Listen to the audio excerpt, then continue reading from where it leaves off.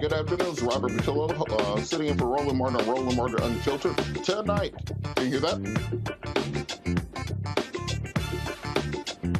Is this right?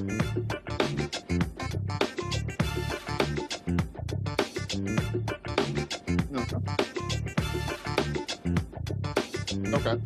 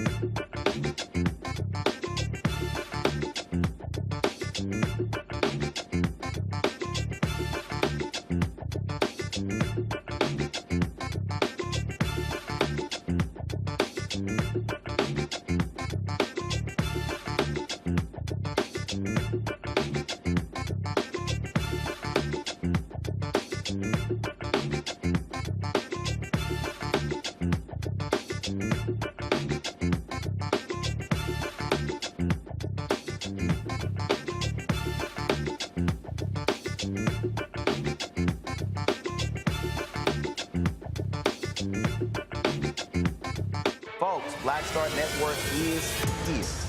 Hold no punches. I'm real revolutionary right now. Support this man, Black Media. He makes sure that our stories are told. Thank you for being the voice of Black America, Roland. Stay black. I love y'all. All momentum we have now, we have to keep this going. The video looks phenomenal. See, there's a difference between Black Star Network and Black-owned media and something like CNN. You can't be Black-owned media and be scared. It's time to be smart. Bring your eyeballs home. You dig?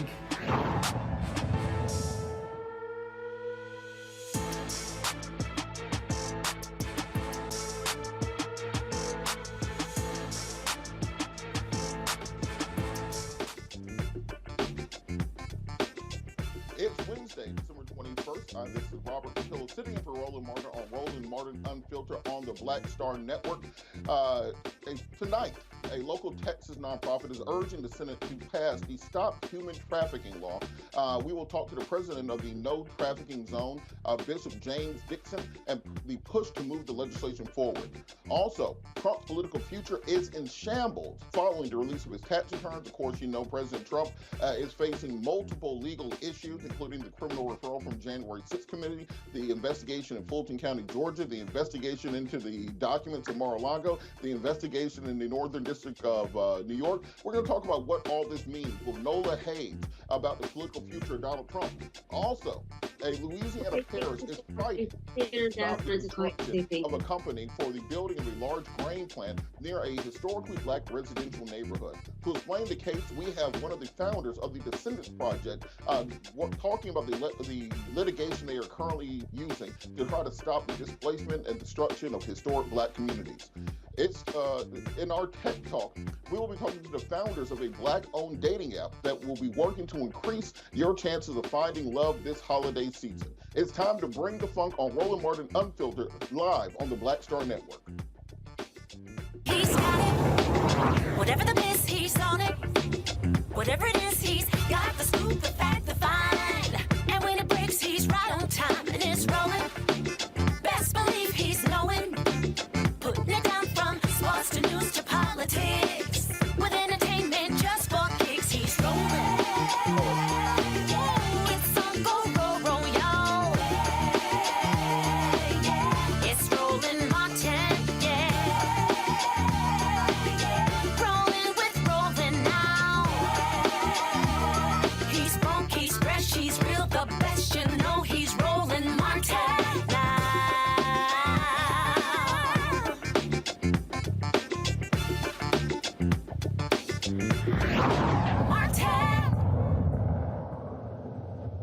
As all of you know, human trafficking is one of the most significant issues facing our community in this nation. Thousands of children per year are victims of human trafficking, and there's legislation pending before Congress introduced by U.S. Representative Sheila Jackson Lee that will work to curtail human trafficking by ensuring that these individuals face federal penalties if this takes place on school grounds. Joining us now, the president of the No Trafficking Zone, Inc., Miss Jacqueline Aleto. Jacqueline, how are you doing this evening?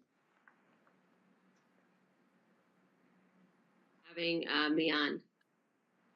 Thank you so much. Can you talk a little bit about this legislation and why it's so important to pass currently? Sure. SB 5226 was originally a bill that was sponsored by Congresswoman Sheila Jackson Lee, Congressman Michael McCall, and Congressman Nadler. And what it was specifically designed to make domestic minor sex trafficking, which is sex trafficking of children on our school campuses that are being lured, groomed, and recruited into trafficking, a federal crime.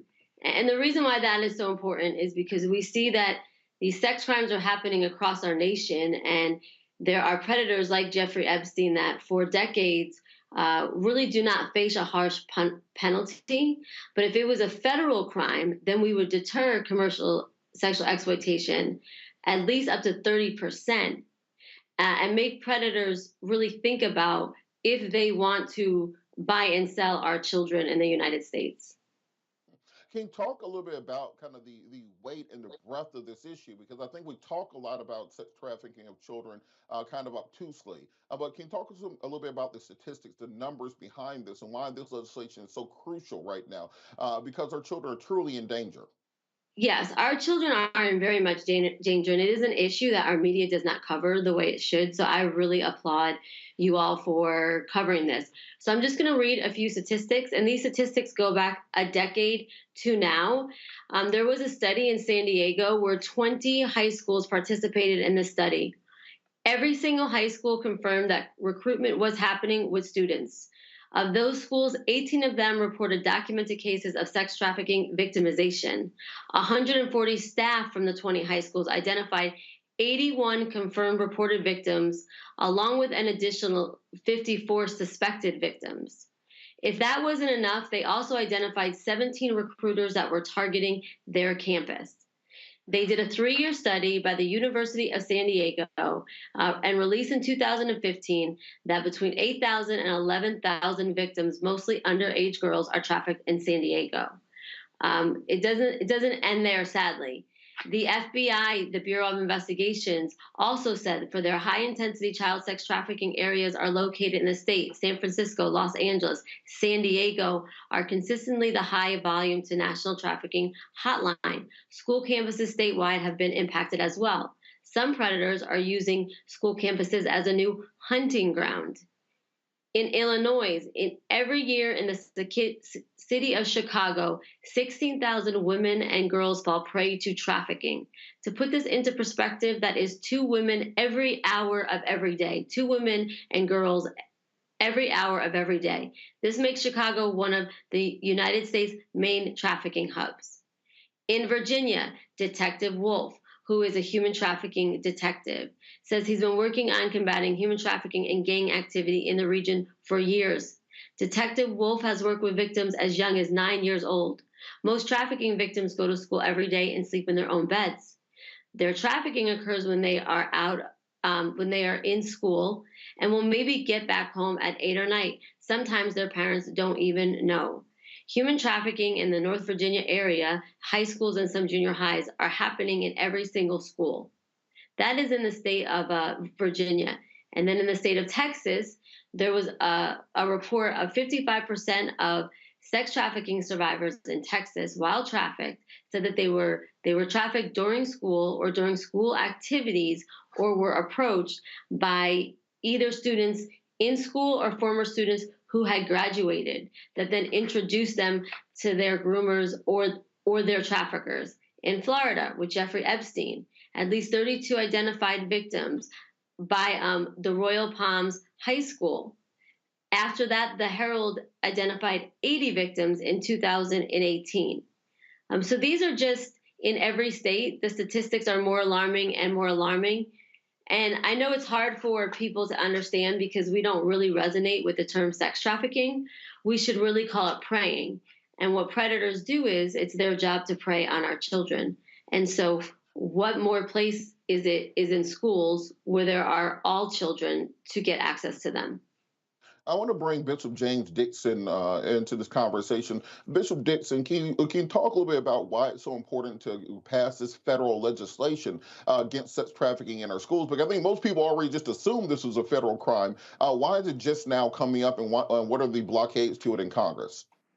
Well, first of all, thank you for having us on today. We appreciate being on Roland Martin Unfiltered, and we appreciate access to the public's eye and ear and mind. That's exactly what's needed. The reason this has not been a federal crime on this level before is because too few of the American public has been educated on concerning this crisis. If you think about it, I'm a pastor of a church.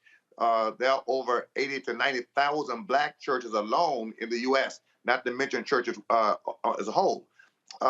Ask 90,000 black churches how many of us have a sex trafficking conversation once a year, twice a year, 3 times a year. How many of us have a sex trafficking ministry? How many of us have a sex trafficking conference? We don't. Most of us have not yet been educated. It's not that we don't care, it's that we're not conscious and competent.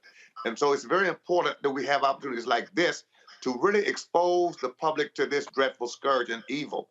We're organizing around the nation in order to make that happen. Jacqueline Ludo is a champion for this cause, along with a lot of people who understand it, but we've got to grow that number. We need conferences, we need conversations, nationwide, city by city, county by county. In the past, no trafficking zone bills. It needs state, like we have in Texas.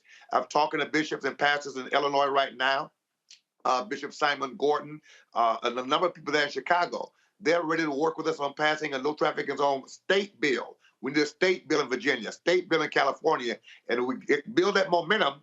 We can knock the door down and get a federal bill against trafficking in schools like the no trafficking zone bill. And going back to Jacqueline, what do you think are the holdups in Congress? It seems like something that should pass, 99 to nothing in the Senate or a voice vote in the House. Why is it so hard to get legislation like this passed? That is a really good question.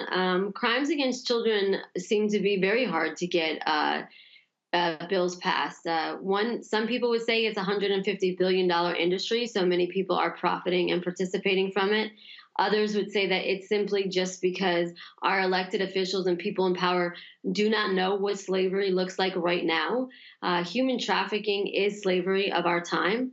And so for them to understand it and understand the magnitude and how intricate it is seems really to be hard to wrap around elected officials' heads. But something so simple like what happened to New York with a 12-year-old, she was walking down the street with her friends and she met up with two boys who were a couple years older. They went to a party. She woke up. She woke up after having a drink and she was passed out. She was naked and she was being raped. And from that moment on, she was told that she was going to be sold into sex trafficking. It took her almost a decade to be found.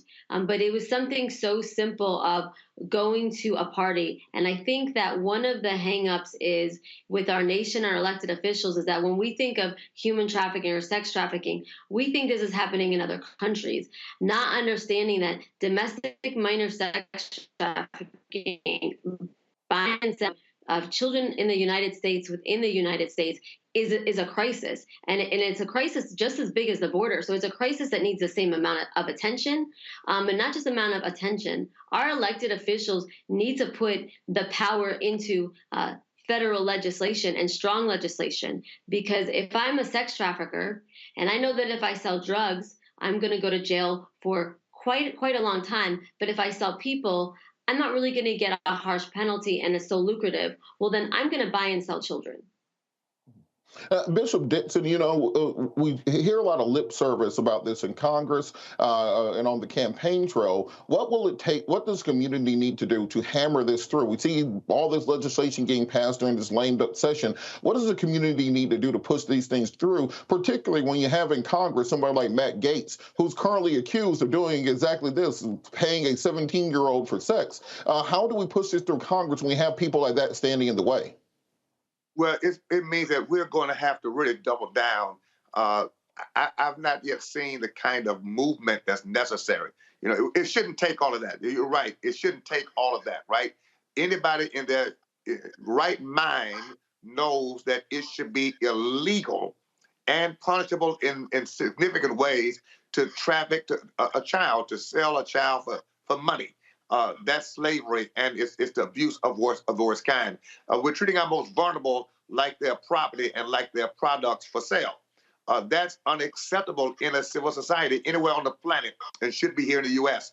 We've got to go to the front door of every congressperson, every senator who opposes passing these bills. In this instance, Senator Dick Durbin in Illinois killed this bill.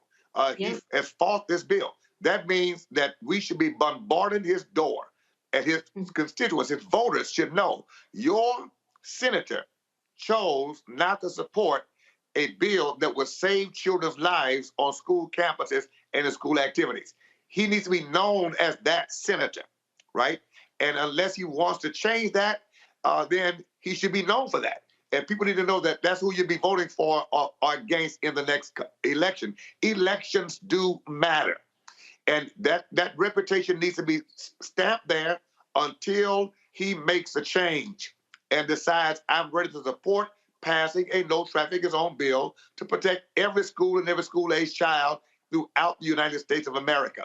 We got to do it door by door, name by name, position by position. That's the way we have to make this happen. Elections do matter, and the public's voice, when we unite around a just and righteous cause, has the power to bring change.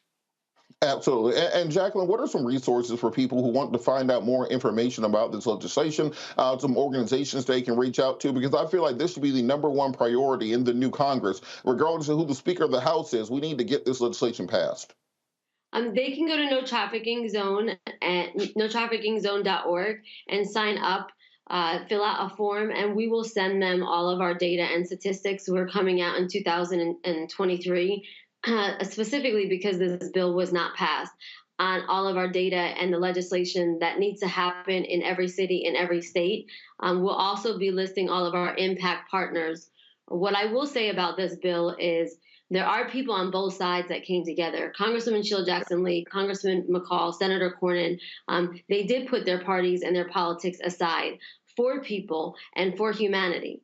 And I think what has to happen in 2023 is that we need to let all elected officials know, no matter what party you are on, if you do not protect children, you are not going to be voted in. Because we want people in power and our leaders to protect children and to put children and their safety over politics and over parties. So people can go to notraffickingzone.org and we can send them our information and let them know just all the impact partners and people that are coming together around the nation to really band together. And as far as Senator Dick Durbin, I want to say this message, because for a senator to have this much power, this bill was in for 9 months. So the Department of Justice, everybody, is 5 elected officials that worked so hard on both sides to get this bill done. He absolutely did have the time to work with everyone. He really chose not to, for whatever those reasons are. And we are hoping that in this next legislation, he will. But if he doesn't, we are just going to get louder and more diligent, and let everybody know that he seems to be a senator that either refuses to recognize this issue or is simply ignoring it. Well, we're going to make sure that we reach out to Senator Durbin's office, and we want to bring attention to this. Thank you so much, Jacqueline and Bishop Dixon, for bringing this to our attention. All right, last comment to you, Bishop Dixon. One comment. I want to thank Reverend Jesse Jackson, Bishop Tavis Grant, all of those in Illinois and all around the country. But let me say this. When an athlete commits an egregious act, what does he lose? Not just a position on the football field, a baseball field, a basketball court. Sponsors withdraw their finances. We are going to look at who's sponsoring, who's financing these candidates, these elected officials, and let them know that the person you're backing with your finances is a person who stopped a no trafficking zone bill. Because if you don't support stopping it, you're supporting its continuance. We're going to talk to the sponsors, those campaign financiers, who to make it understand, if your candidate supports trafficking, you're supporting that industry by your support of that person. We've got to get to where the money is. That's where the power changes. Absolutely. Well, thank you so much, Bishop Dixon and Jacqueline Alato, for all the work you're doing on this. We'll keep our audience updated and make sure this legislation gets passed. Thank you so much. Thank you very much. Thanks. We're going to go to the panel. We're joined by Attorney A. Scott Bolden, former chair of the National Bar Association, Attorney Joe Richardson, a civil rights attorney, also Monique Presley, legal analyst and host of Make It Make Sense on Instagram Live. How are you guys doing this evening? Good. Here, doing fine. All right, Joe, Scott, so let's talk a little bit about this, Scott. Why do you think someone like Senator Durbin is the person holding up this legislation?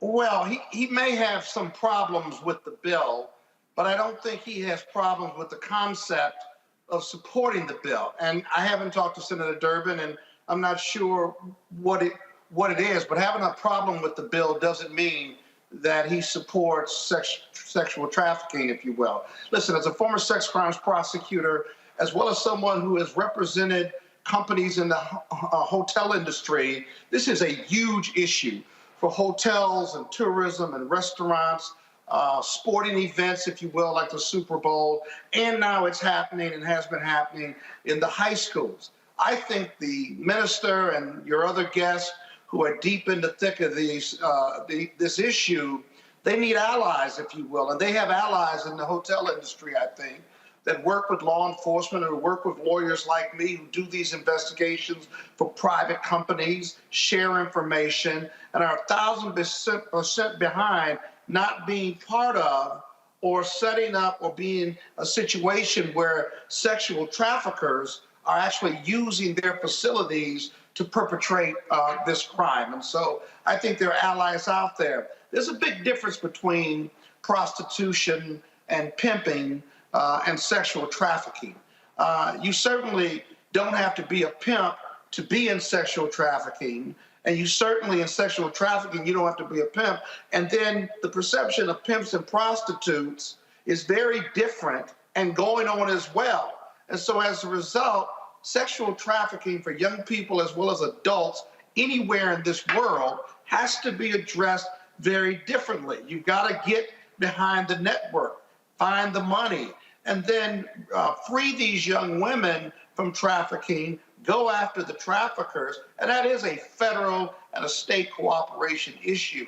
And so I think we can get there. I like the bill because I think it brings it to a federal level, but most elected officials, most federal officials, when they hear sexual trafficking, they think about some big international network. It doesn't have to be that, or they think about pimps and prostitutes, which is not the case when you're a sexual trafficker or you've been victimized or you're a woman who's being sexually trafficked. It's a very big difference. And so I applaud the legislation. I also applaud your guests that you had on, but they got allies out here and they need to reach out to their allies and push this bill through. Joe, why do you think that there's not a bigger national conversation on this issue of sex trafficking? Because I think a lot of people think, as Scott said, that when you're talking about sex trafficking, somebody pulls up in a big white van, throws a little girl in the back and drives off. But that's just not the modern interpretation of it. You know, I've talked to young women and worked with young women who had no idea they had even been sex trafficked. They thought they were going on a trip with their boyfriend. And that's you know that they are deep into the world of, as Scott said, prostitution and sex trafficking. What do we need to do to raise awareness about this in all communities, not just Black communities around the country? We are often, it's good to be with you both, we're often penalized for what we don't know. It's a little bit of a different thing, but I am right now representing a family whose daughter was sexually trafficked right out of the home that she was in. And she was 16, 17 years old.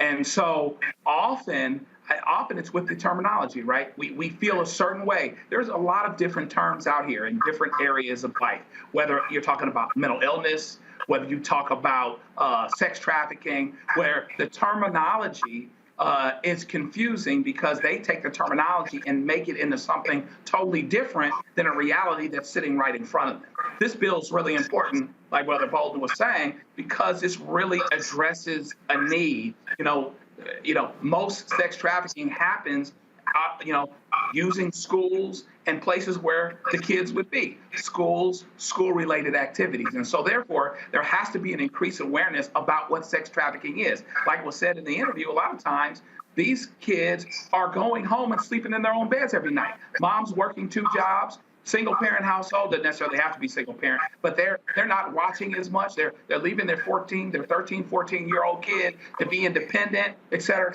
and whatever is happening, and they have no idea that their child is coming home every day and being sex trafficked. And so a lot of times, the issue that we have, I think, is with people understanding what sex trafficking or what these other terms actually are, and that it's not just this thing that you've imagined that you're so distant from that can't be happening to your child or somebody that you know just because they go to school and they come home. They're not kidnapped, but they might be kidnapped in their mind. They might be restrained in their activities. They're coming and they're going, and a parent that's busy just trying to make it might not catch it. You're absolutely correct, and we got to keep an eye on this story but the same mechanism by which bad actors recruit our young boys, 13, 14, 15, into gangs and drug dealing, that's the same mechanism by which they're recruiting our young girls into prostitution and sex trafficking. And we have to be more cognizant of the issue as a community and work with our federal partners to ensure that we are prosecuting people to the fullest extent of the law and passing legislation like this that is necessary to help protect our communities. We're going to go to a quick break. We'll be back with more Roland Martin Unfiltered after the break.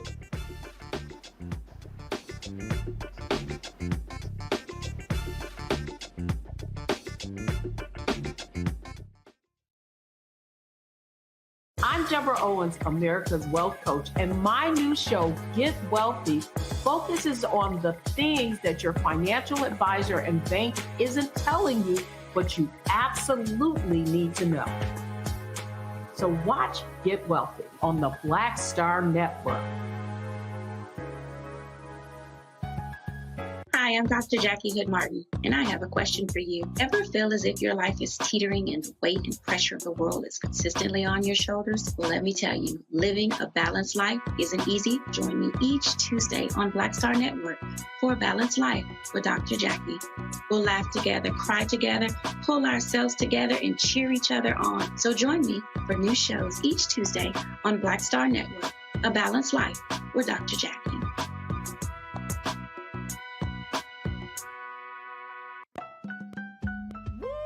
We're all impacted by the culture, whether we know it or not. From politics to music and entertainment, it's a huge part of our lives, and we're going to talk about it every day right here on The Culture with me, Faraji Muhammad, only on the Black Star Network.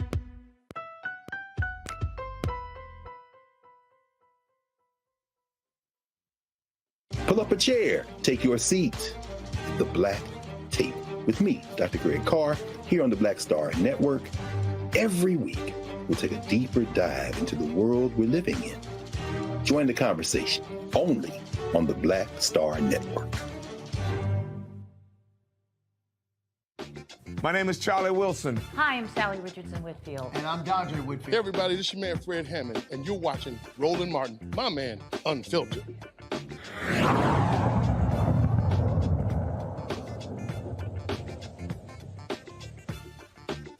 The January 6th committee held their final hearings this week, voting unanimously on a criminal referral for President Donald Trump.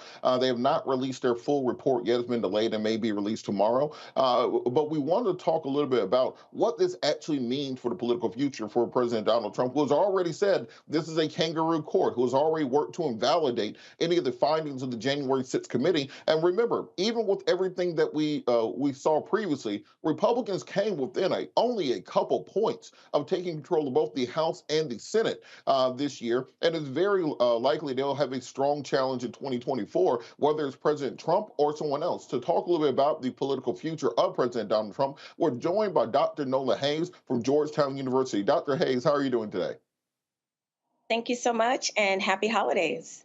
Happy holidays to you also. So, you know, we've been playing this whack-a-mole in this country for the last half decade about whether or not this will be the thing that gets Donald Trump. Is this the thing that will get Donald Trump? Listen, I'm going to tell you what the nuns used to say and what my papa used to say. Empty wagons make the most noise. Listen, credibility, and homie ain't got none. That's all I have to say. I mean, you know, he's going to make noise. He's going to sell more of his little superhero cards. But at the end of the day, I think, I think that people understand that he's more of a liability than he is helpful on the campaign trail. And to your point, yes, there were some people that came very close to winning, some very tight races. But at the end of the day, it's first past the post. And because I think they had such a large anvil dragging behind their candidates, they didn't get past the post. And at the end of the day, that's what it comes down to. I'm really not trying to pay no dust to, his political future or not. I'm more focused on where the country is going and excited for where it's heading. So what do these charges against President Trump mean, or the criminal referral for President Trump? Can you kind of break down each of the referrals against him and what the Justice Department will need to do in order to actually prove them? Well, I have a thing where I try not to come across as an expert in areas that I'm not an expert in. So I'm not a lawyer, but I will say, I've taught enough policy and law classes, and I do have a larger understanding of some of these things. And so the first thing that people need to understand, the referral does not mean that the DOJ will automatically will actually prosecute. So that's one thing that people need to understand. I've been kind of explaining that quite a bit today because I feel like there's some confusion when it comes to a referral and when it comes to what the actual action is of the DOJ. And so, these are very strong. This is a very strong referral. You're seeing things like obstruction. You're seeing inciting an insurrection. This is unprecedented. And I think to your earlier question, when we think and talk about the former president, we have to understand he is an extreme outlier. Norms do not apply here. So there's a lot of conversation about precedent, that this is unprecedented, that it will, do damage to the norms in terms of, presidents and how they act and how they behave. No president, not even Richard Nixon, has come close to the amount of damage that the former president has done to the country and to our reputation abroad. There are national security implications here. There are foreign affairs implications here. But, to your specific questions about the 4 charges, the one that stuck out to me was, the January 6th committee went there, and they are really tying him to this insurrection. If for people out there who watched the January 6th committee hearings, season 1, 2, and 3, I was glued to my television having multiple conversations about it. And then recently, their referral, this is serious business. And I still think about Cassidy Hutchinson's testimony. It was pretty powerful. And I think that if the DOJ does go ahead and decide to prosecute him on even just one of these charges, he's in big trouble.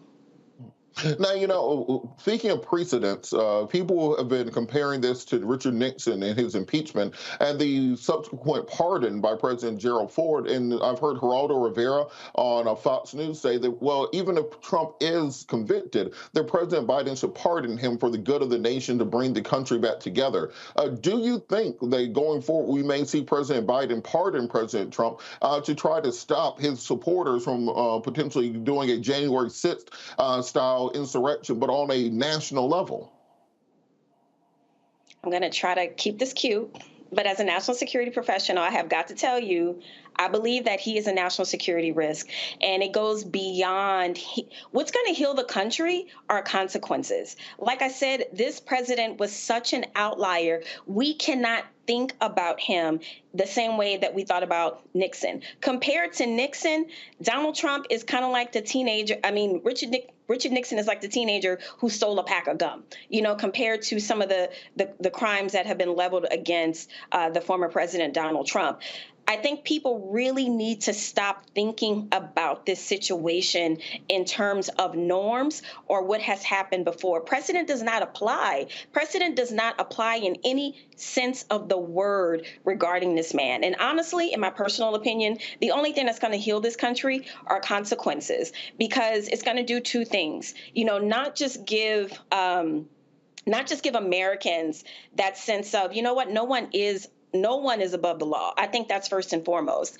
And it's going to really set an example for those, who might be trying it. And then actually there's a third advantage, as a national security foreign policy person.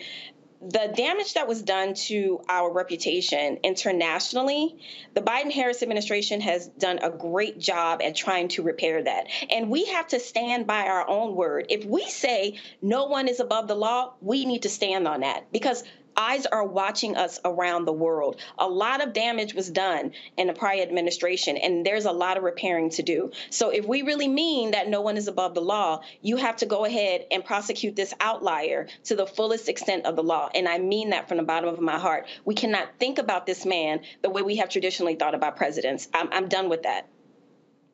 Many people said that the impeachment of President Clinton in 1998 cheapened the instance of impeachment, that they knew they didn't have the votes in the Senate to remove him. The public opinion was against the impeachment, but they did it anyway. And then further, Republicans are now saying that, the 2 impeachments of Donald Trump cheapened the institution of impeachment. Do you think that this prosecution will cheapen presidential prosecution going forward, or it simply becomes the new tool that the party out of power uses to interrupt or to investigate or to stop the agenda of the current opposition president? Could we see going forward a January 6th style committee forming for every president whenever there's the other party has control of the House, and then a criminal referral for every president when the other party has control of the House? Will this become the new cycle, the new normal that we see?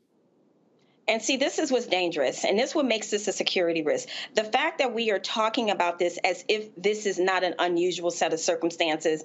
And I think that, this is one of the things that the Republican Party got very, very wrong. I'm not an advisor in that sort of sense, but I think they should have stuck to what they said after January 6th.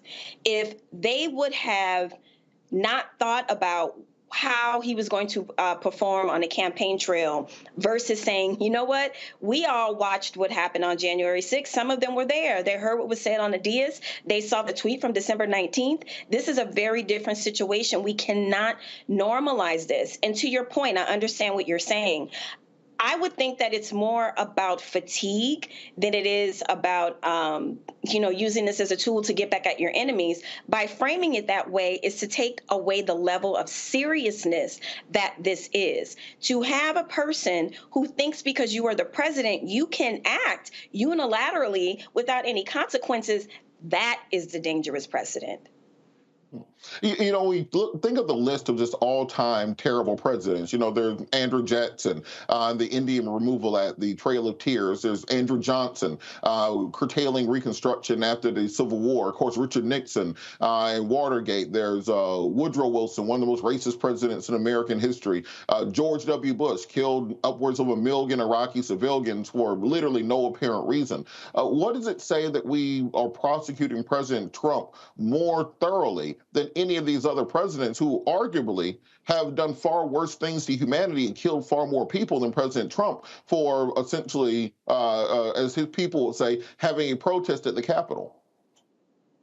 A protest at the Capitol, I think that is such a horrible way to kind of demean what happened on January 6th. People died.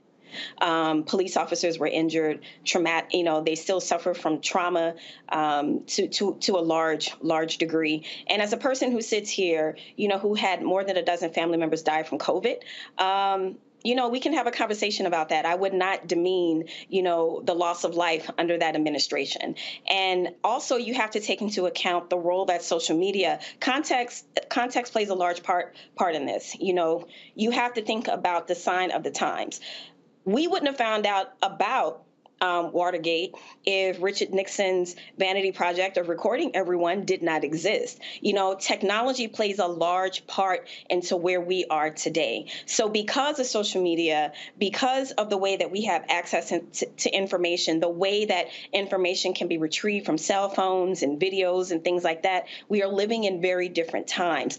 And I think without contextualizing the rest of the presidents, because yes, you can line them up, today is a very different day. And because we have access to different types of information, different types of intelligence, it absolutely makes sense to me in the age of social media that, we have more access to some of the things that the former president has done. And I just want to say one last thing. I was home in New Orleans for Mardi Gras in 2020. And that is right before COVID hit. And one of the things that the mayor of New Orleans said over and over and over is that she got the green light to go ahead with Mardi Gras, that COVID, that it was fine. It was not fine. I lost 13 family members, and I need people to understand, to go ahead and say that, this president lost more lives, that president, we're talking about lost lives domestically. And not to dismiss any lives lost foreign, but we're talking about domestically. And I think that last comment kind of really upset me. So that's why I'm kind of going back to it, because I don't want to disrespect anyone who has lost people during COVID, including my family.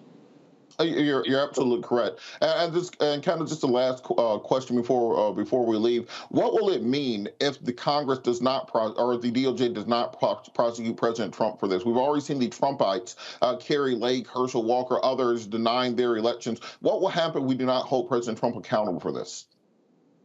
It would be a huge missed opportunity. I think it would tell the United States and the rest of the world that, yes, presidents are above the law, that, yes, they operate with immunity and they can operate like monarchs. And I think that that's the dangerous precedent. Like I said, when we started this conversation, that's the precedent we should be worried about, the only one. We need to hold everyone accountable. No one is above the law. Thank you so much. Dr. Nola Haynes, Georgetown University, thank you so much for joining us today. Thank you. Thanks. Let's bring the panel back in. So, Scott, what do you think is going to happen with the DOJ? We've seen Merrick Garland be cagey and very measured when it comes to prosecution of the president, even the statements on prosecution of the former president. Do you think this will actually result in actual criminal charge against President Trump? Well, that remains to be seen. The criminal referrals from the House HR report is relevant, probative, and material but it won't be dispositive of what DOJ does. DOJ is investigating these same underlying facts and prosecuting the insurrectionists already. They have a special prosecutor investigating Trump's conduct in the January 6th insurrection, and DOJ will accept that material, review it, but review it in regard to what they have covered already in their investigation. How does it fit within their set of facts that they have? And then politically, remember this, the DOJ early on in this January 6th committee investigation was not cooperating with the committee. They didn't want the committee formed at one point, and then it got formed, it was moving forward, and then the committee would not share its information with DOJ. So the politics between the committee and DOJ have not been as clean as you would think and cooperative as you think they should be. Now that the report is done and they're now turning over this material, it will be added to the investigatory results DOJ has. But in the end, DOJ, if they bring charges against Donald Trump, and I anticipate that they will, at least there's enough there for them to do it, I anticipate that they will, then DOJ will bring its own charges and explain what its evidence is at a press conference, and then they'll have to go prove this case beyond a reasonable doubt in federal court. That's super important, because if he's acquitted, then all the work that has gone in with the committee and DOJ will be for naught. But more importantly, it sends an awful message, optics and substantively, an awful message in regard to presidential misconduct and the lack of holding president's bad behavior for accountability purposes. So this isn't over. It's over in Congress, but it's not over with DOJ. Joe, what do you think, which of these charges do you think are actually the strongest? If you put your prosecutor hat on, if you were to pick one of these charges to go forward on, what do you think is the biggest and best slam dunk that you think the DOJ would be able to actually prosecute him on? Because we all know often prosecution is throwing spaghetti at a wall and see what sticks. But if the DOJ brings weak charges and President Trump's able to come out of it saying, look, only one of the 4 charges stuck, I think he actually comes out stronger. What do you think will be the one kind of gravamon that the DOJ hangs their hat on? I think it really depends on whether or not the people that are evaluating this case can actually get out of their head. In my mind, inciting an insurrection is the clearest. I think it's crystal clear, but it's so unusual. It never happens. It's very, very rarely used. It hasn't been used since the Civil War. And if you can't get around that notion, how could it be so clear that something that hasn't been, prosecuted for 150 years or so is being prosecuted now? And should we actually connect to that from the DOJ standpoint? Should we actually bring this? How are people going to respond to this? That can be preclusive by itself, the lack of familiarity. But the irony is that I think that that's the clearest.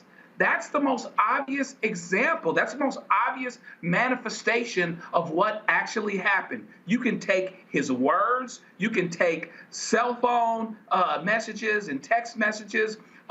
The special counsel who has really put his foot on the gas once he got involved last month is really taking this down the road. And by the way, Pete Aguilar, somebody I know, he's my congressman. I've been in the room when he's at fundraisers talking about the fact that they have staffs of former DOJ lawyers, former prosecutors.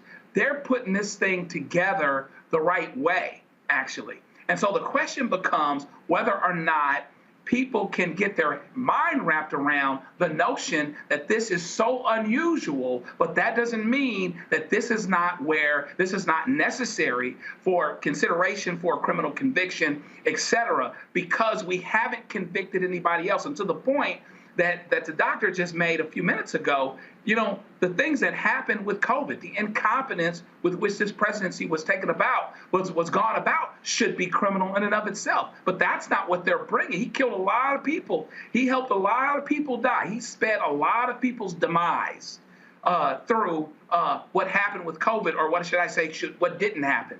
But the fact of the matter is, the inciting of the resurrection, frankly, is the clearest. That's what we've been talking about. The January 6th committee is about what?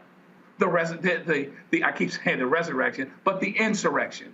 And so that ought to be the clearest, but because it's so unusual, and because people may be unfamiliar, and because of the underlying notion, will 1 out of the 12 people or the 10 people that are on the jury actually be connected to this underlying thing where they don't want to believe that a president ought to be convicted because they think it sends the wrong message. So you've got a lot of things. You've got to do what's right.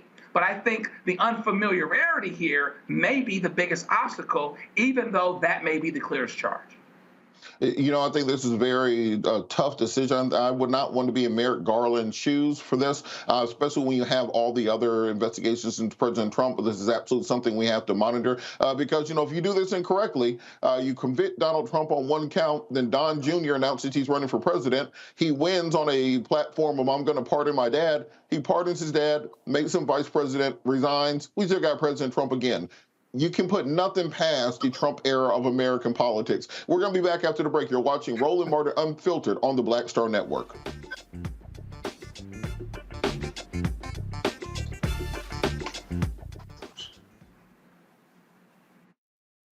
I'm Deborah Owens, America's Wealth Coach, and my new show, Get Wealthy, focuses on the things that your financial advisor and bank isn't telling you, but you absolutely need to know. So watch Get Wealthy on the Black Star Network. Hi, I'm Dr. Jackie Hood Martin, and I have a question for you. Ever feel as if your life is teetering and the weight and pressure of the world is consistently on your shoulders? Well, let me tell you, living a balanced life isn't easy. Join me each Tuesday on Black Star Network for A Balanced Life with Dr. Jackie. We'll laugh together, cry together, pull ourselves together, and cheer each other on. So join me for new shows each Tuesday on Black Star Network, A Balanced Life with Dr. Jackie.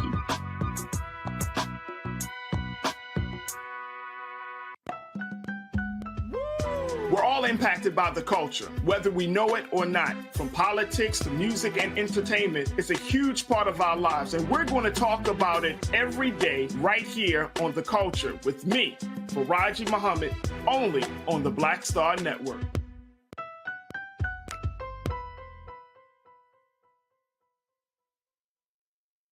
Pull up a chair, take your seat. The Black Tape with me, Dr. Greg Carr, here on the Black Star Network.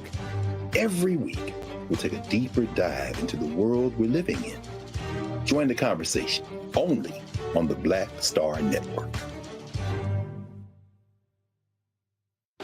My name is Charlie Wilson. Hi, I'm Sally Richardson Whitfield. And I'm Dondre Whitfield. Hey everybody, this is your man Fred Hammond, and you're watching Roland Martin, my man, Unfiltered.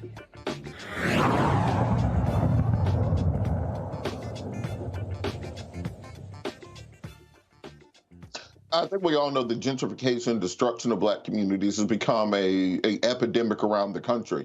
You can look at Oscarville in the state of Georgia. You can look at the history of the interstate highway system. Black communities have continuously been victims to eminent domain and construction companies coming in and destroying what we have spent so long building. Right now, a Louisiana parish is fighting to keep a construction company from building a large grain plant near a residential neighborhood. The Descendants Project, a local Louisiana nonprofit, is helping the residents of St. John's Baptist Parish battle Greenfield, Louisiana LLC. Greenfield is a Colorado-based company seeking to construct a large grain silo or grain terminal. The local Circuit Court of Appeals affirmed a decision that the residents could move forward to nullify the zoning ordinance. To help explain this new development, we're joined by Dr. Joy Banner, co-founder of the Descendants Project. Dr. Banner, how are you doing today? I'm doing well. Thank you for having me.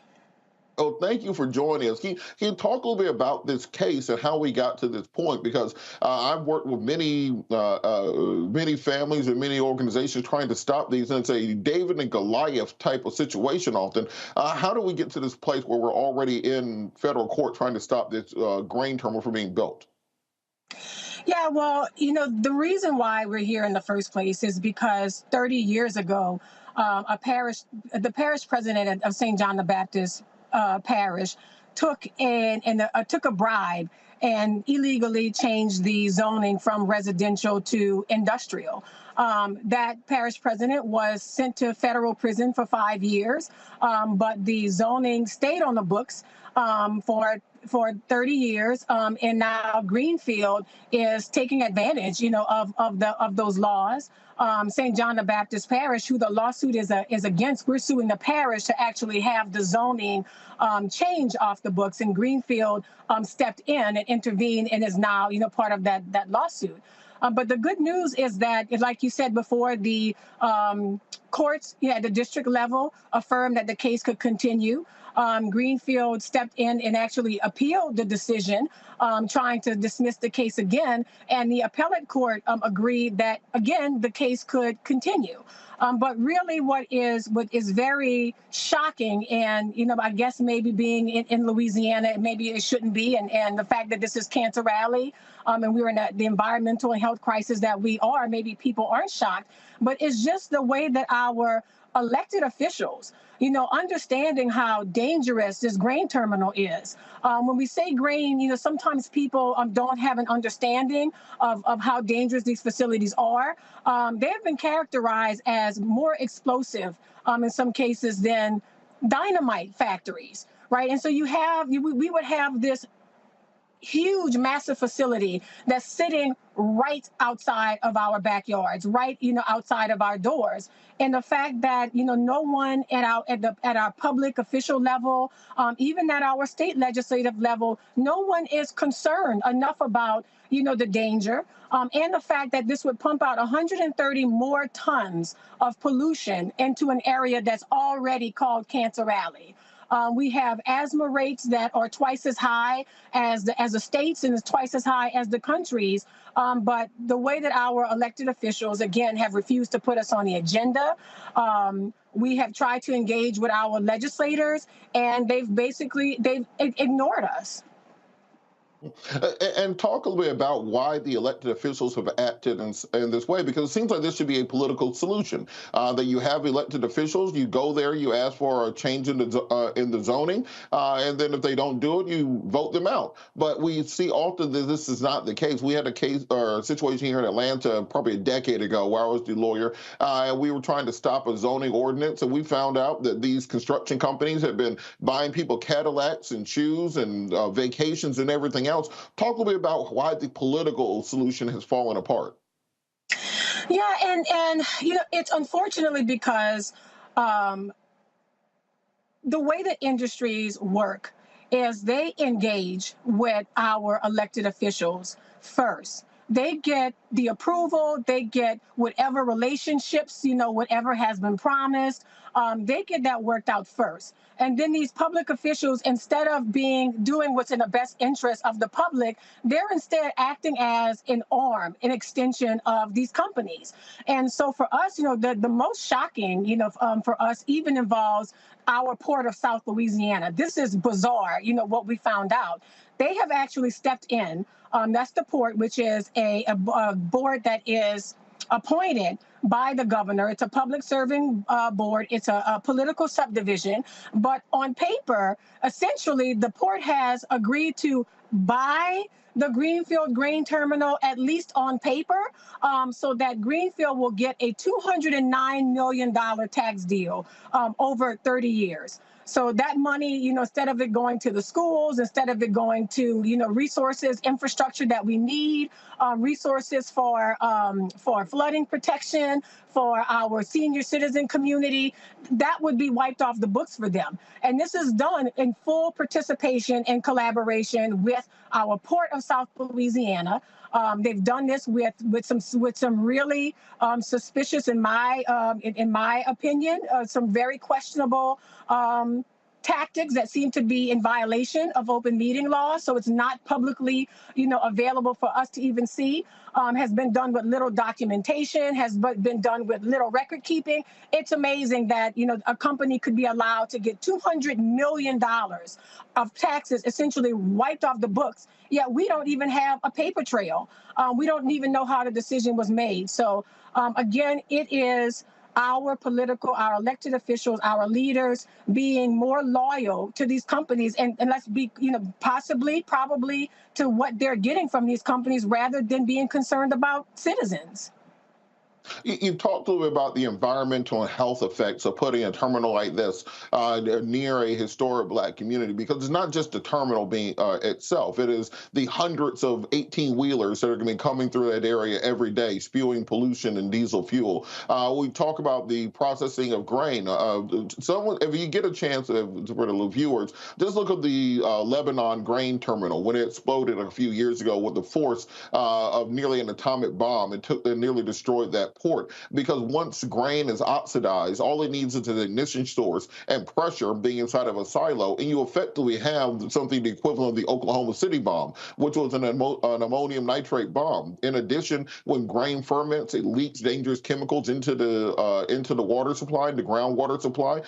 Talk a little about the health effects that people are worried about and why it's so important to stop this from being constructed. Yes, and thank you for being so informed about the dangers of grain. But yes, like you said, it takes a layer of dust as thin as a sheet of paper to be dangerous enough to explode. There was a grain explosion and fire 2 days ago in Michigan. They explode all the time, and the really frightening part about it is that in a lot of those cases, you can't determine why exactly did these grain terminals explode. So yes, I mean, they explode all the time. Also, just the air that we would be breathing in. So we're breathing in all of the fumigants, the fertilizers, all of the chemicals that are being used on the grain. The dust itself contains pieces of metal fragments, which is sometimes the reason why these grain terminals explode, because it scrapes against metal and it causes an explosion to happen. So yes, we would be breathing in things like excrement from animals, from dead insect parts, dead rodent parts. So all of that, again, in Cancer Alley, in region where we have been begging, pleading, with our government officials, with people in charge of protecting us, to come in and help us, right? And we have, studies that show over and over again that environmental racism is real, that Black communities, historic Black communities like mine, whose, people are descended from the plantations that still surround us.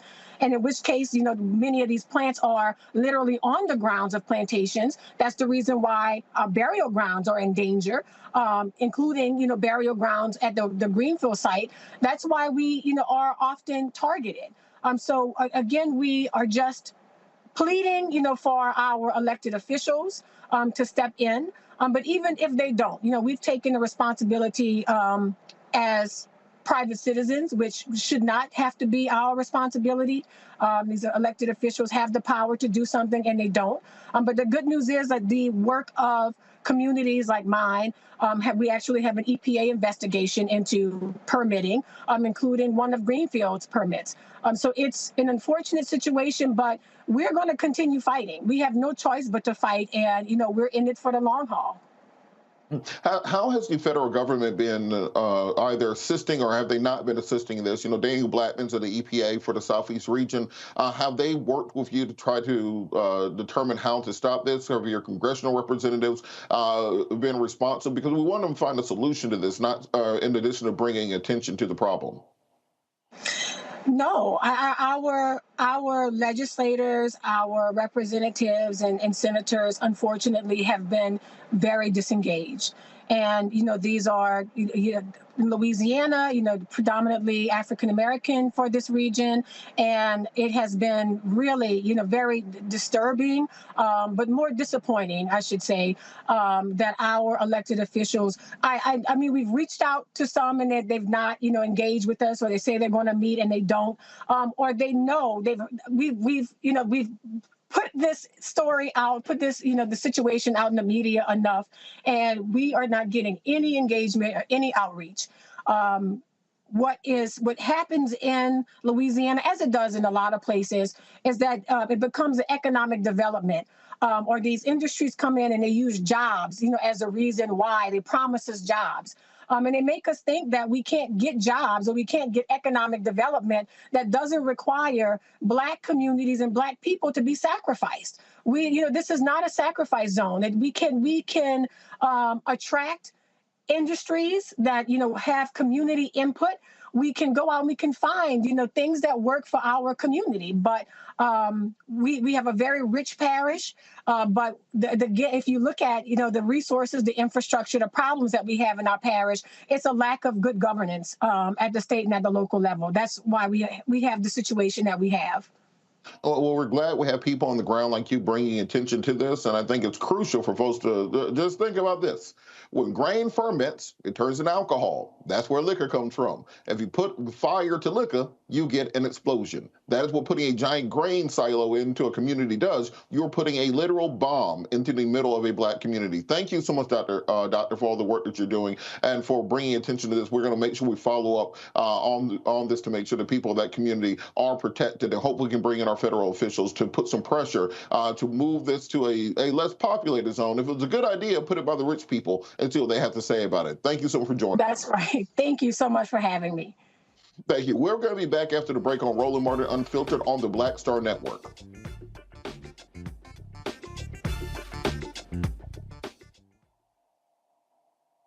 I am on screen, and I am representing what a Black man is to the entire world that's going to see this. And this might be the only Black man, a representation of a Black man that they see. Right. So I am responsible. Right. For how they see Black men. And it's my responsibility to, if I am not playing an upstanding, honorable, someone with a strong principle or moral core, to make sure that this character is so specific, right, that it is him, not Black men. And I wish that more actors would realize how important their position is as an actor of color, playing people of color on screen. Because there are people that see us all over the world in these different images that we portray. And not everyone knows Black people to know, yes, that's not all.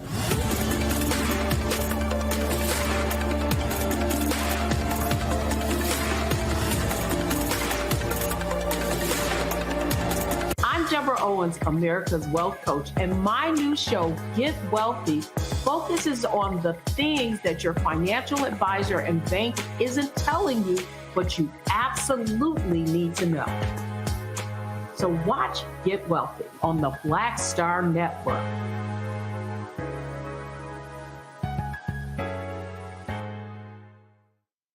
Hi, I'm Eric Nolan. I'm Shantae Moore. Hi, my name is LaToya Luckett, and you're watching Roland Martin Unfiltered.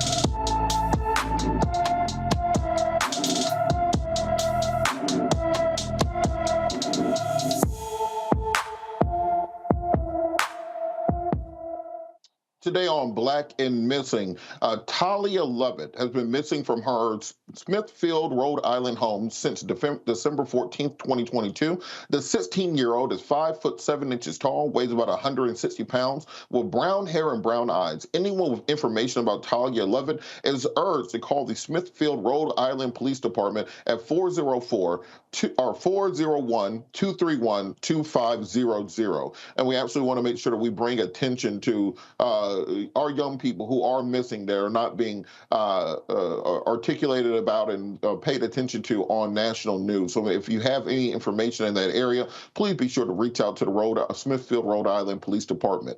Right now, 7:30 tonight, we're going to see a live address by Ukrainian President Volodymyr Zelensky to the Congress of the United States of America. Today, he met with President Joe Biden and also congressional leadership. This is in the wake of nearly $40 billion being pledged in aid to the Ukrainian government in the continued fight against Russia. And this funding has been flowing all year. And many of us who support the Ukrainians and want what's best for them, and of course want to stop Russian aggression, but we do have this question of, where y'all getting all this money at? all of a sudden.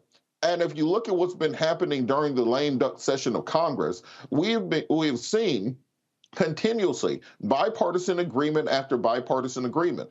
We have the Respect for Marriage Act that was signed into law last week by President Biden, which codified both gay marriage and interracial marriage into federal law upon the threat of it being overturned by the Supreme Court in the wake of the Dobbs decision. After the Dobbs decision, we saw an executive order protecting abortion rights on the federal level nationwide. Just this week, we saw a $1.7 trillion with a T. We're beyond billions. We're into trillions. $1 billion federal budget for 2023 that looks like it's going to pass with bipartisan support. The 4,000-page bill was introduced to Congress at 1:23 a.m.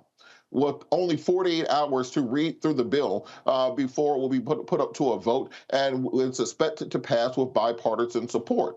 All these things are all well and good, but I'm down in Atlanta, and it was just a month ago that we had every Democratic elected official in the country at Spelman, Morehouse, and Clark Atlanta's homecoming doing the Dougie and doing the stanky leg, talking about how much black folks were important and the backbone of the Democratic Party, how crucial it was for black people to save democracy. But then when it's time to spend $1.7 trillion, all of a sudden, nobody's doing the Dougie to tell us what we're getting out of the $1.7 trillion. Has anybody come to your neighborhood and done the stanky leg to explain where that $1.7 trillion is going to go? So we've seen a little bit of the breakdown of the bill. As I said, it was 4,000 pages, and clearly nobody can read that in 24 hours. But it looks like we're going to be spending $458 billion on the defense budget for 2023.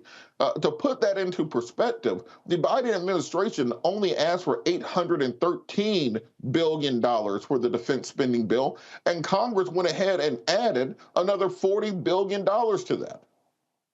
This is more than the next 5 nations on earth combined. America has donated more money to Ukraine's defense than the entire Russian GDP for the year 2020. When we talk about spending, if you have a $1.7 trillion budget and $850 billion of that's going to defense, that means the entire rest of the country has to live off of basically about the same budget as the U.S. defense industry has to. So why is it that we get bipartisan support, bipartisan agreement when it comes to an $856 billion defense spending bill? We all know exactly why. As Gil Scott-Heron said, it's the military and the monetary coming together whenever it's necessary, turning this planet into a cemetery. It is the military-industrial complex that is able to bribe our congresspeople with everything from jobs, everything from campaign donations to lobbying to ensure that the defense budget is never decreased. Think about the fact that we are fighting around the edges to get things such as early childhood education, K through 12 education, free lunch programs in communities, infrastructure to rebuild roads and schools and bridges and airports. We fight like cats and dogs 300-ish days a year to fight over those mere scraps in our federal budget. But the defense industry doesn't have to do any of this. If you look at the F-35 jet program, that is the state-of-the-art fighter jet that's being built currently, just that one jet program costs over $1 trillion to develop, and we have not seen it be used in action yet. It literally has never shot anything down, and frankly, we have seen more crashes of the F-35 in recent years than we've seen actual use of it in combat. That's $1 trillion that no one has any ability to ask questions about. You look at the B-2 bomber program. We're talking about $2 billion per airplane for a strategic bomber that really has no role in modern warfare. So much so that they're now replacing it with a new $1 billion bomber, the B-21 Raider, which will be coming, which was just displayed by the Defense Department in the last couple weeks. Oh, are we picking on the Air Force for acquisitions? Well, you can look at the Navy. They're presenting the brand new aircraft carrier, which costs $13 billion per aircraft carrier, has been in development for over a decade, but we still aren't using them because the electromagnetic catapults that they are replacing the steam catapults with don't work. So we are spending $13 billion on aircraft carriers with parts that still don't work. And note, America has 13 currently in service aircraft carriers. The rest of the world has 3.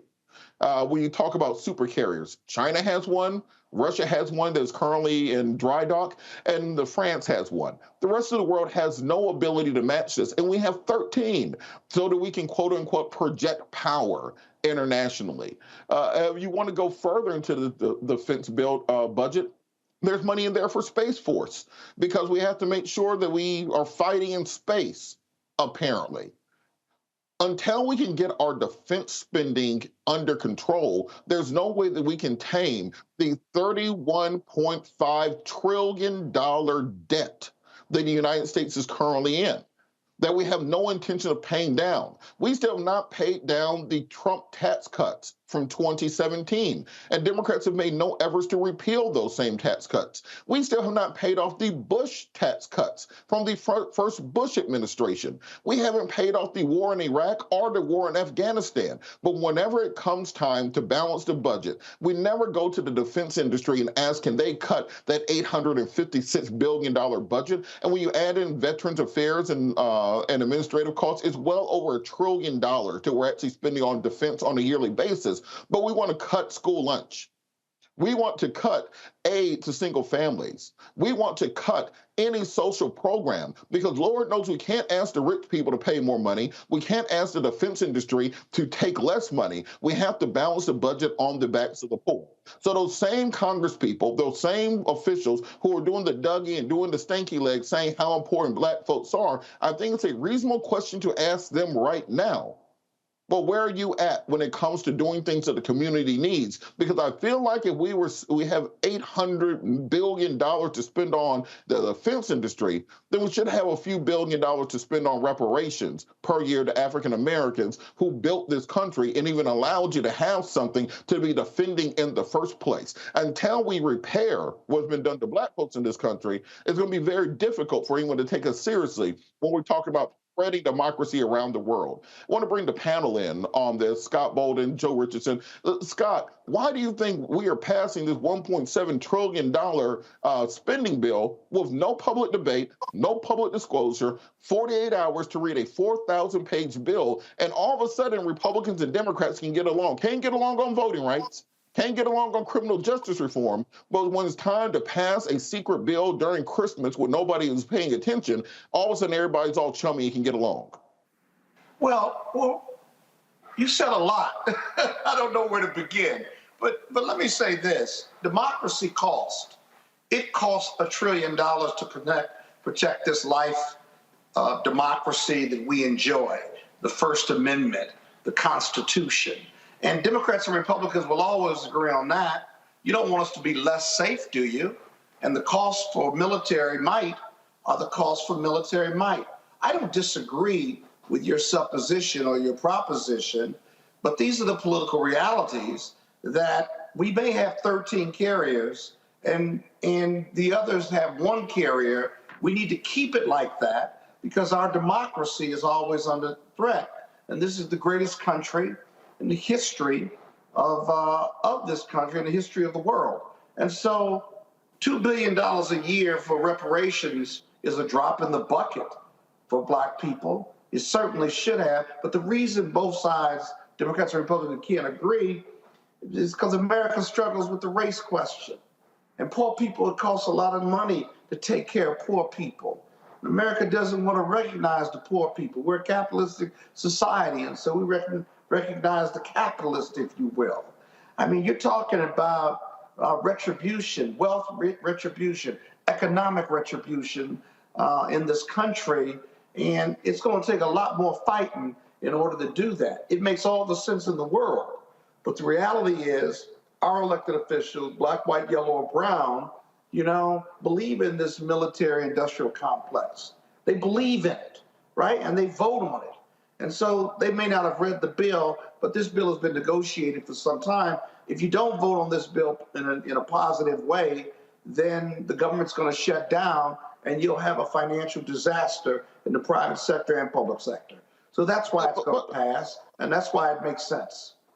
But Scott, why didn't they say that, 3-4 weeks ago when they were down here at homecoming doing the stanky leg and Dougie, talking about how important it was to defend America? Why didn't they say, well, we need you to get out here and vote so we can have a majority so we can pass $1 trillion in defense spending and tax cuts for rich people? They didn't mention any of that. They were doing the side to side, doing the little Beyonce dance and stuff. Why weren't they doing that? I was at Morehouse homecoming. Who did you see doing the stanky leg? I didn't see anybody doing the stanky leg. What are you talking about? They were doing a whole lot of... Kerry Washington were right there at homecoming doing the stanky leg and the Dougie. I'm not making it up. I was there. But Kerry Washington can do whatever she wants to do as far as I'm concerned. But uprightness and beauty. But here's the deal. That's not the only vote that's ever going to be taken in Congress. Not really fair to say, well, you're doing the stanky leg and we need black people. They need black people to vote for them to keep control of the Senate and to keep it close in the House. So that's not really fair. I mean, Robert, I get what you're saying. And philosophically, it makes all the sense in the world. I wish it wasn't like that. But I also think that it's just not realistic. It should be, but it's not. And until we become a country of color in 2043, and that culture changes, and I predict that it won't change. That if we were a country of color and the majority of the Senate and the House were still black, protecting democracy at all costs and military might is always going to be a bipartisan issue and always going to be very supported by those who are going to be voting to protect our democracy and protect us. Joe, I'm going to go to you, and then we also want to bring in Pastor Wright to this conversation so we can have a more well-rounded discussion. But Joe, after the... You're doing a good enough job, if you ask me. well, look, you're doing a good enough job. Look, after the midterms, we said, well, we can't. The whole year we've been saying we can't have any bipartisanship. Don't have any bipartisanship. Mitch McConnell says the era of bipartisanship is over. But as soon as we saw there was a danger of these Republicans losing their white women, they passed a Respect for Marriage Act on a bipartisan basis. They wanted to make sure that Clarence Thomas ain't going to lose Jenny. Kamala ain't going to lose Doug. So they can come together for things like that. When it comes time to line their pockets and spend $1.7 trillion in the dead of night while y'all are eating Christmas dinner, they can come together on that. So why is it we can't get bipartisan agreement on voting rights, on criminal justice reform, on not shooting black people? Explain to me why we should not demand those sorts of things if all of a sudden we can have bipartisan agreements on these other issues. Not inconsistent with the previous point. The fact is all of those issues that they should be progressing on, you have to make an acknowledgement in order to do that. To fix something, you have to recognize something is wrong. To do reparations, you've got to realize and acknowledge that you made a mistake, and you've been making a mistake, and it's systemic, and it's widespread, and to reverse it, it's going to hurt the people that benefited from you making the mistake, and folk don't want to go that far, okay? And so, again, the country is changing. It's changing quickly. And those issues that you're talking about are issues that morally and legally we ought to be doing something about. But it gets to the heart of this whole change thing, of this whole being outnumbered by people that don't think like us and people that don't look like us, at least don't look like us.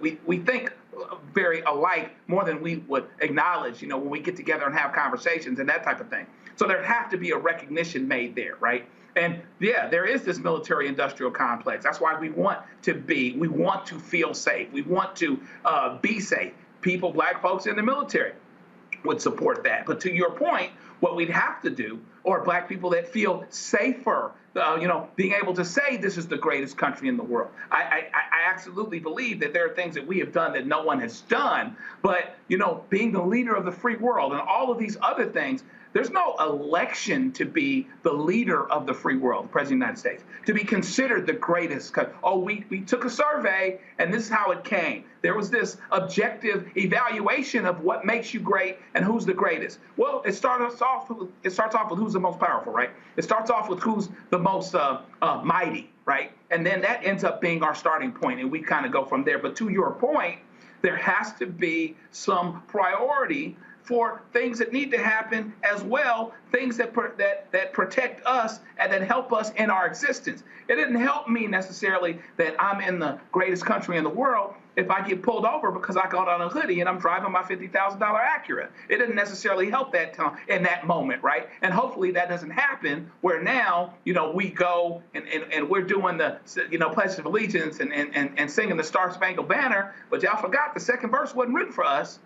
And so what we have to do is continue to be politically engaged, right? And so, our answer to that question, Robert, has to be, why is it that our moms, our dads, and our kids and our family and our community isn't keeping our hands to the plow here in terms of saying, okay, I voted for you, but here's what I want to happen from a budget standpoint. Don't leave us out. Don't leave early childhood education out. Don't leave, solidifying and confirming the existence and the legitimacy of Medicare out. Don't leave the expansion of ACA out, et cetera. And so we have to stay on it. We can't just do, that every 2-year thing, every 4-year thing, even though the politicians try to do it that way. So don't just have them come out and talk to us and say what they say, and then we vote for them. Let's follow them back, figuratively, if not literally, to Washington, to our state capitals, to our other places. And so we stay on it. Just say, okay, you want to be military industrial, but we're not going to lose on this. You have to do this,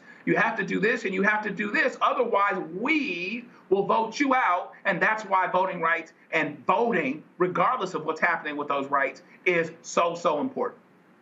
Pastor Wright, in the 1960s, Malcolm X said, you put them first, they put you last, because they think of you as chumps, political chumps. And so when you have all these groups coming out, they had strippers doing "Get Your Booty to the Poll" for the midterms here in Georgia. Like I said, they had all the rappers coming out. They have all the entertainers and everybody else coming out saying you got to get to the polls.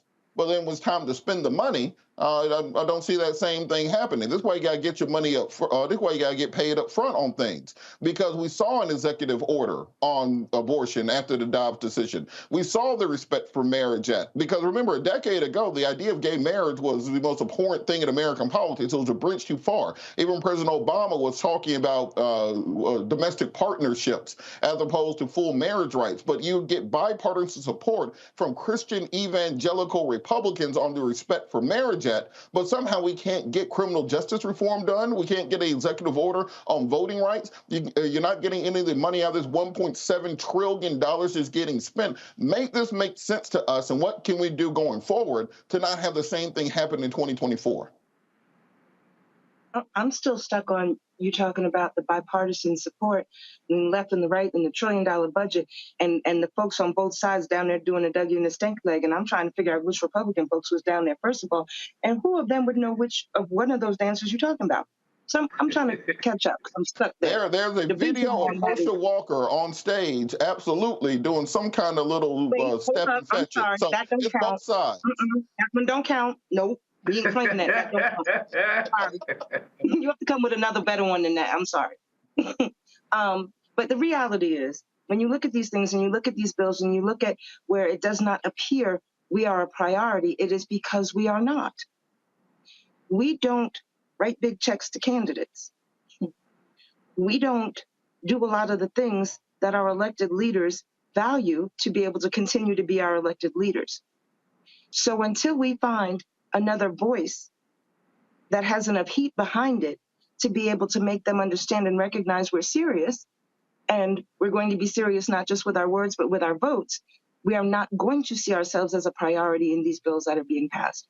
The reality is, I don't care which party you belong to, but if you want to cut taxes and you want to talk about lowering the amount of money that you have to, quote, give out to folks, and help folks and all the social, this, that, and the other, then fix education. Level the playing field on education so that folks have a better chance of being able to continue their education and get a job where they can actually live, not just survive. So when we talk about, not being a priority, we have to make sure we understand the importance and what the priorities are that we have to advocate for and never ceasing, period. Look, I think this is a conversation that we're going to have to continue going forward. I think tomorrow we're going to do a full breakdown after we have a chance to read through that 4,000-page bill with the $1.7 trillion in spending to see exactly where it's going. But I recommend for people make some demands before you cast your vote. Make sure that these people understand, like, hey, you know, when they come to you at church and they say, look, I'd love to have your vote, pull them in real close and say, you know, you gotta pay what you weigh on these things. And these are the things I'm expecting. Very specific.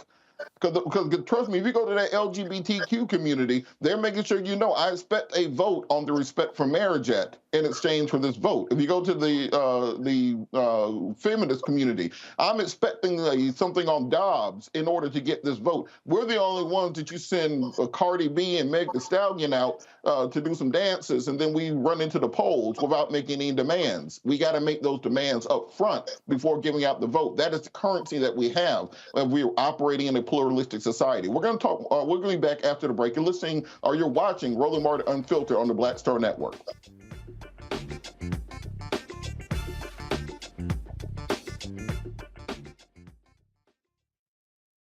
It's time to be smart. Roland Martin's doing this every day. Oh, no punches! Thank you, Roland Martin, for always giving voice to the issues. Look for Roland Martin in the whirlwind, to quote Marcus Garvey again. The video looks phenomenal, so I'm really excited to see it on my big screen. Support this man, Black media. He makes sure that our stories are told. See, this difference between Black Star Network and Black-owned media and something like CNN. I got to defer to the brilliance of Dr. Carr and to the brilliance of the Black Star Network. I am rolling with Roland all the way. Honored to be on a show that you own. A black man owns the show. Folks, Black Star Network is here. I'm real revolutionary right now.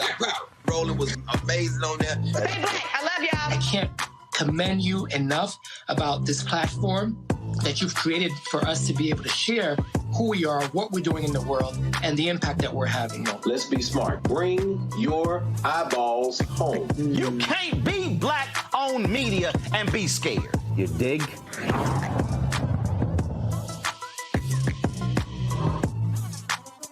Folks, Black Star Network is here. Oh, no punches! I'm real revolutionary right now. Support this man, Black media. He makes sure that our stories are told. Thank you for being the voice of Black America, Roland. Stay black. I love y'all. All momentum we have now, we have to keep this going. The video looks phenomenal. See, this difference between Black Star Network and Black-owned media and something like CNN. You can't be Black-owned media and be scared. It's time to be smart. Bring your eyeballs home. You dig?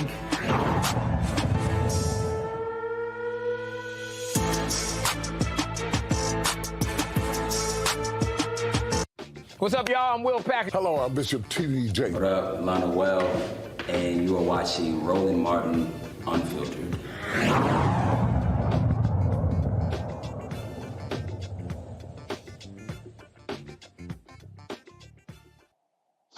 Going to hit some headlines. The Mississippi NAACP is suing the state over the Mississippi's legislative redistricting plan. If you guys remember, in this year's midterm elections, Democrats in large part lost the House majority because of redistricting. Redistricting in Florida basically created 5 Republican seats out of thin air. We saw this around the country. The Mississippi legislature has passed a new redistricting plan that significantly dilutes the percentage of the percentage of power that each vote of Black residents have in their district.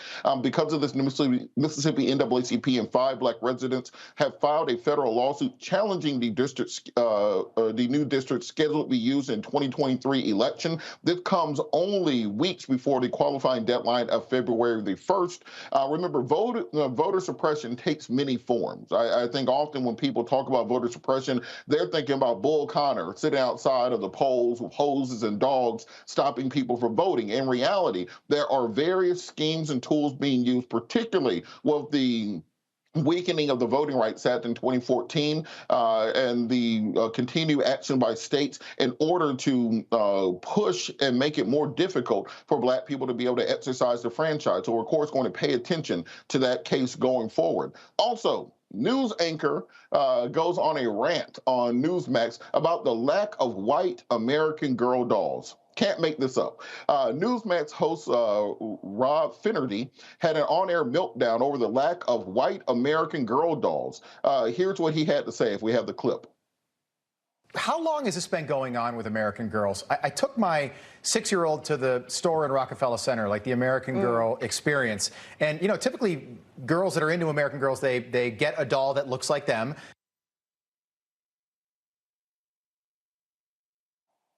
And you can get an outfit that, you know, so you can match your doll. We were in there, and my daughter's just a cute little 6-year-old white girl. We couldn't find anybody that looked like my daughter. It was the whole place. It was like wokeified. Oh my God! Oh, the poor white people, they can't find no white dolls. Oh Lord Jesus, what are they gonna do? However, will a young 16-year-old white girl find any representation of herself in America, where literally everything that you see is about the protection of little white girls? When you're playing video games as a kid, Super Mario is rescuing the blonde-haired, blue-eyed princess from the castle. When you watch movies going back to the 1920s and 30s, they're rescuing the blonde-haired, blue-eyed white girl from King Kong on top of the building, tied to train tracks. Every single piece of media, the eternal victim in America is the blonde-haired, blue-eyed white woman. But yet and still, this host seems to think that he is being oppressed and discriminated against, because this is the new white victimization culture that we see happening. You see this often on Tucker Carlson and other forms of white media. When they talk about woke and wokeism, Ron DeSantis in Florida saying this is where woke comes to die, they consider anything that is an attack on white supremacy to be quote-unquote woke. In their minds, any attacks on white supremacy are a fundamental attack on America. America and white supremacy are interchangeable to these people, and they see any efforts to diversify or to update or to recognize anybody besides cisgendered, straight white people in this country to be quote-unquote woke. I'm gonna bring the panel back in on this, because sometimes you gotta stop and just laugh at people. Pastor Wright, do you think that there's an issue where little white girls are not getting enough attention and not enough representation? Stop picking on that poor man. He's just trying to find something for his baby to look like her. You should sympathize. You know what that struggle is like, doggone it. I'm sorry, I couldn't resist. I have a granddaughter, and it wasn't, when she was born, it was still difficult to find dolls that looked like her. So I understand that it is special for folks that feel like they shouldn't have that problem to have that problem. And I think, quite honestly, the American Girl doll gave me a real good idea. I think we should try. I think, just like folks are having trouble finding the American Girl doll that represents what their children like, we should start having other folks get pulled over in hoodies driving their cars too. Because I feel like if we could, you know, you got to walk a mile in people's shoes. And maybe if folks could understand some of the issues and the problems, there'd be a little bit more sympathy and understanding, and we could really meet somewhere in the middle. So I think that doll situation is giving me a good idea. We ought to start stopping white people in hoodies. Yeah, you know, they want all the benefits, but none of the detriments. It's strange how that works all of a sudden. Scott, do you think we should sympathize with this man and his, you know, his plight, and maybe send him some little white dolls so he can feel better about himself? We can empathize with him, because black people have been looking for black dolls and black toys that look like them, and the power of that has been researched and determined over the years, not only in the media, but scientific studies. We can empathize with him, but part of me wants to say, welcome to the struggle. Finally, after 400 years, your whiteness is being challenged by corporate America and the American doll. Well, here's another question, though.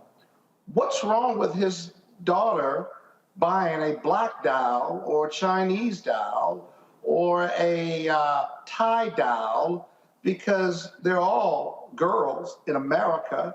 Why isn't he celebrating diversity? And maybe he was there when they were out of white dolls. So why is he on national TV arguing or lamenting the fact that his little white girl couldn't find another little white doll that looks like her, as if buying a black doll was somehow going to be detrimental to her, or maybe it was compared to what he's teaching her at home about her white privilege. Don't know. But buy a black doll or Hispanic doll or Chinese doll. She'll be okay.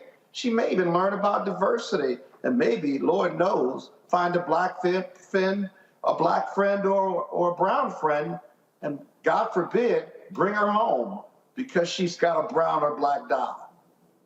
You know, I think it's very reasonable. He's afraid that she's going to get this little black doll and she's going to take her home. And next thing you know, little Sally's going to be, little Sally going to be in there seasoning chicken and then, all of a sudden have some rhythm doing the little Beyonce dance and everything. You can't expose children to that.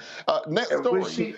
Hold on, Robert. When she does that, if she buy the black doll, she's going to bring Jamal home in a couple of years. And it's going to be over. It's going to be completely over. We don't want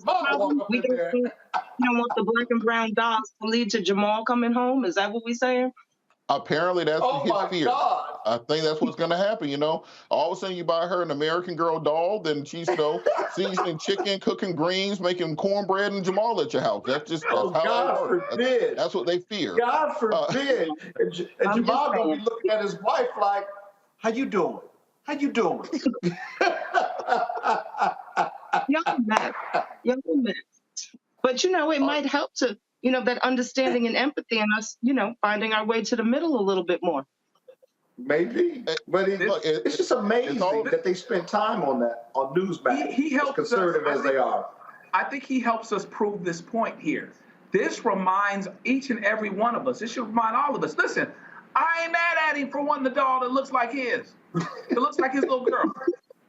Okay? I ain't mad at him at all. As a matter of fact, now you know how I feel when I'm going and I'm looking for a black baby alive or a black American Girl. I know what it is to go to American Girl doll store. We were in Chicago about 10, 12 years ago, and I'm going to tell you right there, it was not overrun with black dolls. It was not. Okay? I looked around in there. I was downtown in the Miracle Mile in Chicago, and I said, it looks like white folks' place in society is still firmly implanted as of right now. I didn't get mad. I didn't go on television about it and yell it out loud, but he helps to prove a point.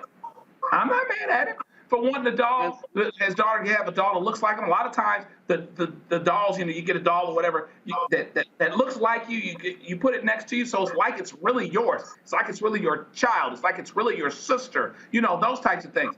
So in and of itself, I'm not mad at him about that. But now, hopefully, you understand our reality all the time. So when we turn on television and we don't see something that looks like us, when we go in the classroom, come on, somebody, and don't see anybody that looks like us. When we go to work and don't see somebody that looks like us, you feel like you are isolated and you're there yourself. And of course, going back decades, the doll thing that they did where even the black kids had it ingrained with them that the white doll was the best one. Because that's all they had been buying. That's right. All they could buy. And so they rejected the black doll in the Brown versus Board of Education studies.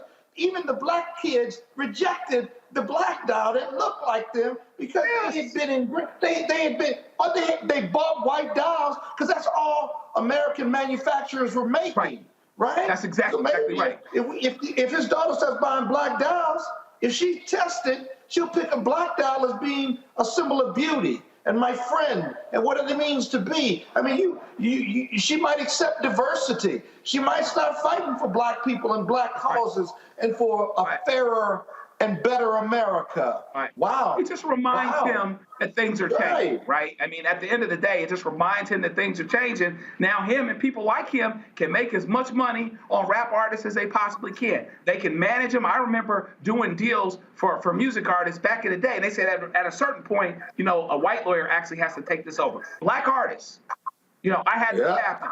So the white can do the business or whatever else, but just make sure that your daughter doesn't bring one of them home. And so now here we are having this discussion, and there's a reminder of the fact that things are actually changing, but you can't play with fire and not get burned. So in other words, it's just the same thing I say it all the time, the same thing that make you laugh or make you cry. Things are changing now, and now your daughter or your people or your wife or your teacher or your colleague, your brother, your sister might have a brush with the unfamiliar and feel a different way about it than you do and not be made insecure about it, and to reach out toward it and for it. And that reminds us of the change and everything that's going on.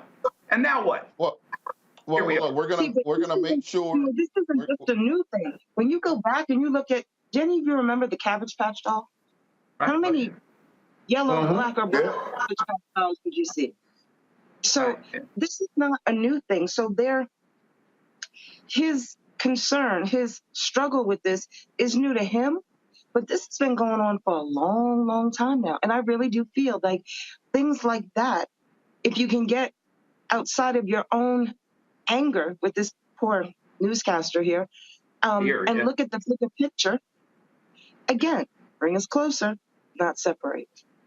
Well, look, I just think he's worried that she accidentally picked up the Jamaican American Girl doll, and he come home and she got a pot of oxtail going, talking about wagwan. So I'm not mad at it. We got to make sure that we protect this poor white man and his poor white daughter. We'll be back after the break. You're watching Roland Martin Unfiltered on the Black Star Network.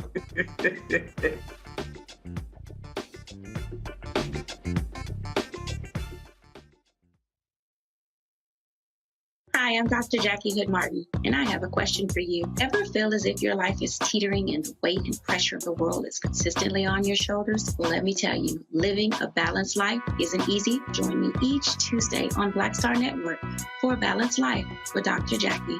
We'll laugh together, cry together, pull ourselves together, and cheer each other on. So join me for new shows each Tuesday on Black Star Network, A Balanced Life with Dr. Jackie.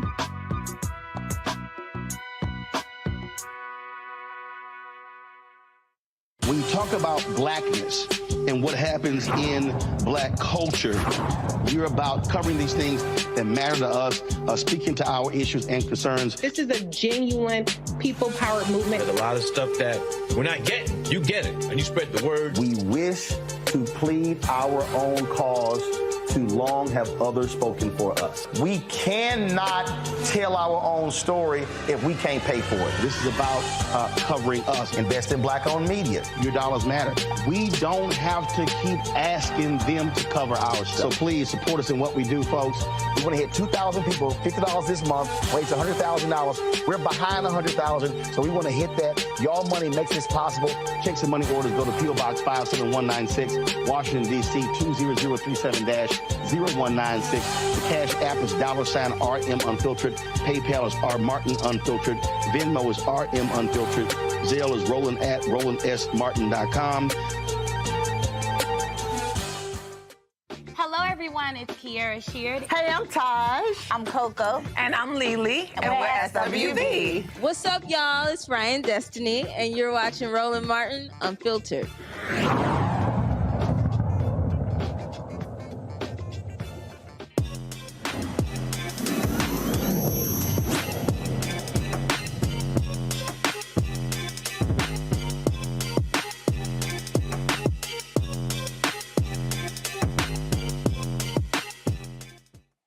It's the Christmas season. Many of us are going to have office Christmas parties this weekend, family events, and a lot of y'all are lonely as hell and ain't got nobody. But our today's Tech Talk segment, we have somebody who can be able to do something about that. The Amore dating app is a black-owned dating app that could increase their chances of finding love and also getting your grandmama off your back about when you're going to get married. Joining us now, we have Jonathan Joseph Jr., founder and creator of the Amore dating app. Jonathan, talk to me about the app. How exactly does this work, and how is it different than every other dating app on the internet? Hey, Robert, thanks for having me. That's a great question. What we do is we focus on the preferences that people want when they're looking for a mate. So many times you see people swiping and, you're taking chances with what you're doing. What we're trying to do is focus on your preferences, the things that you want, and match you based on that. We also have what's known as the Love Lounge. which is for the sapiosexual people who are more into intellectual conversation. We have different rooms that we change the topics on daily to allow you to meet with somebody that way as well. So it kind of increases the chances of meeting somebody that's compatible with you rather than just swiping and hoping for the best. So it's not just a swipe left, swipe right, like Tinder. It's not just creating a profile like, you know, some of the other dating apps. Talk about how the mechanics of this work is more conversational than other apps are.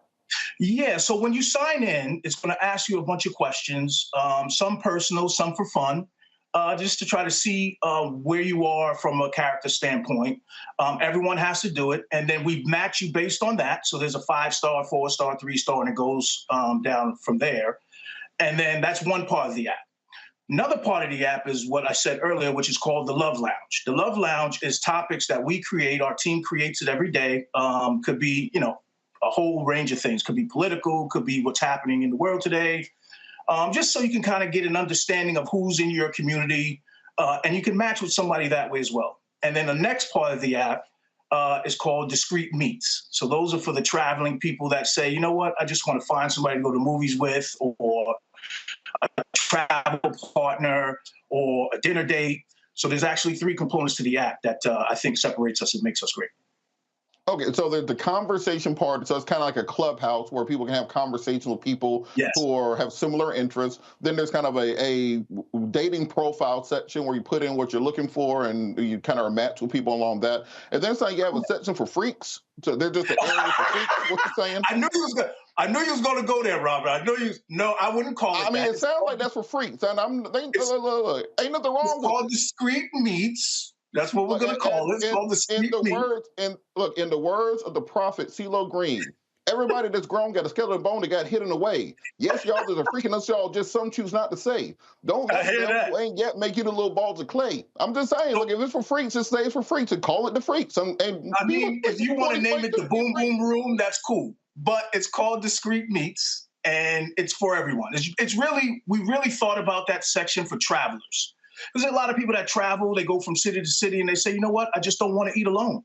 I'd rather have somebody I can eat with, and this gives them an opportunity to meet people in the area where they're traveling who may feel the same way. Okay, and so when you're signing up, is this where there's a fee to sign up or different levels of membership? Talk about kind of the mechanics of it and what the success rates are with regards to finding people. That is a great question. And I think that is where you find, I mean, there's thousands of apps, right? When you log into your Play stores or your Apple store. I think this is what separates us. We don't have paywalls is what it's known as. So, you know, if you go hit the back button, they want to charge you. If you send a message, they want to charge you. We don't do that. We charge one flat rate. Our most expensive plan is $10 a month. It is free to download. But to get to the certain features, you must be a premium member. And in order to be a premium member, it's just $6 a month. So we're not trying to break the bank. You know, we want low costs and high results.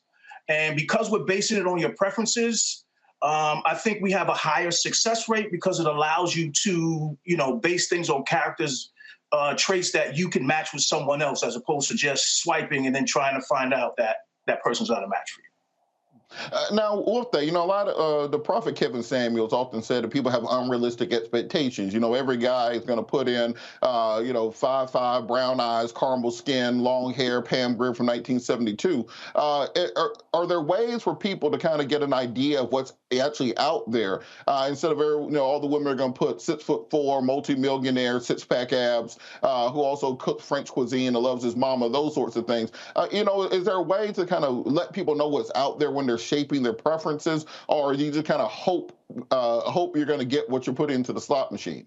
That's a great question. What we have is it's a filter button. So once you fill out your questionnaire, you can match that way. But then as you're going in, you can also filter through and say, okay, I want this particular person. I want this size, you know, this kind of thing, this distance, which is a big one. So you can alter and filter that way because there's a lot of people that, you know, may want to date interracially. And we give them that option. So you can basically see who it is you want to see as opposed to seeing people that, you know, are probably going to have no shot. All right. We're going to bring the panel in. Pastor Wright, do you have any questions? See, now you have to go to me first on that one, huh? Ladies first, of course. As a disclaimer, it is the holidays. It is the week before Christmas. I do not want my gifts to be replaced with a lump of coal. I will not be asking any questions nor visiting your Facebook page. All right, Scott, did you have a question? Scott, you there, or are you trying to download the freak section of the app real quick? I'm coming. Okay, I'm back. I'm sorry. Good doctor, I appreciate this app and stuff, although I'm a married man. But you had one of your promotions of this article I saw had to do with sapiosexuals, if you will. Could you tell us about how you can isolate sapio or sapiosexuals, people who are attracted to really intelligent people? Correct. So when we created the Love Lounges, we did that with the mindset that we wanted to create a platform for people that, okay, great, you look good, you may be attractive, but what's inside, right? So we created the Love Lounge with different topics that people, might resonate with certain people so that they can log in with like-minded people who want to talk about that same topic and have a discussion. And then that way you might like what that person, him or her, is saying, and you can match with them that way as well. So it's just another aspect of meeting someone. So how do you know if you're attracted to people who are intelligent? So is that all it is, or do they have a sexual relationship as well? I don't know. I think that one it all depends on the people. I think obviously there has to be some sort of attraction there, right? If we're talking about being a mate. But I think people are trying to find something more than that. I think the apps are not allowing you, some of them are not allowing you to find out more about that person, dig in deeper. It's not allowing you to do that. So now, I've been in the restaurant business for 20 years. I actually own a bar in Baltimore called Happy Hour Heaven. And I've seen first dates fail consistently. And 80% of them are, dating app dates.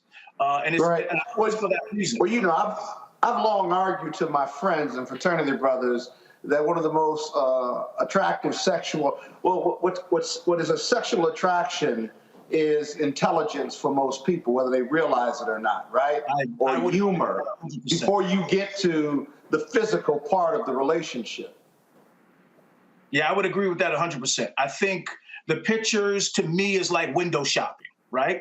Yeah. You still have to try on the suit, try on the tie, make sure it fits you. And have somebody to talk to. Right. With some reasonable intelligence, right? I couldn't agree more.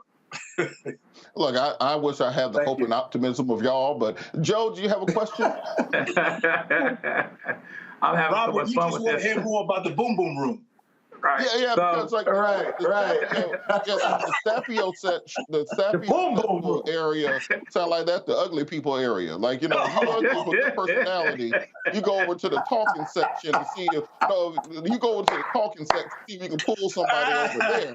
But the boom boom room. Back to the freak. The boom boom room. Don't have your question about the freaks. All right, we're having entirely too much fun here. But so let me ask you. I'm a little old-fashioned. I met my wife 30 years ago in college, and it took a brother 9 years, but we eventually got married. So there weren't any dating apps. So how would this be something that distinguishes itself for people that think that meeting someone online is still taboo, or someone that is not into dating apps, so they don't think they'd be into dating apps? Why would this be any different for them? And then the other question I would be is there any screening for safety-related reasons? Okay, all great questions. I remember growing up that I could bond in the grocery store over, maybe Cinnamon Toast Crunch if we had like cereal, right? Or maybe I could be a gentleman and help a young lady pump the gas, and I could meet a woman that way. These days, those things are, because of COVID and everybody's got their phones in. It's very difficult for people to meet now. So dating apps is what's happening. So that's the first thing. Second thing is, I think for us, we're more than a dating app. I think the Love Lounge allows us to be more than a dating app. And also, when you're putting your preferences in and you match with somebody, the chances that you find someone that you can at least have an intelligent conversation with, like we were saying earlier, go up significantly. So I think that would be some of the things that separate us. For the people that are not wanting to do a traditional dating app, I think we fall right in that line with that. Safety is one of those things we take very seriously. We have a disclaimer when you go into any of our rooms that say, use common sense. Don't give out your phone number if you're going to meet someone. If you're going to meet someone off the app, please meet them in a public place. We even leave tips to say, if you're going in a restaurant, please let the host know, hey, I'm here and I'm on a first date, so that everybody's aware of what's happening. Because the fact of the matter is there are people who are, just not right in the head. And unfortunately, they prey on apps like this to find people that are vulnerable. But yeah, we have things in place. If there's anyone who's experienced some sort of dating trauma or anything like that, we have 1-800 number listed on the app. So we try to make sure from the Amore community that we're offering everything that we can for our people.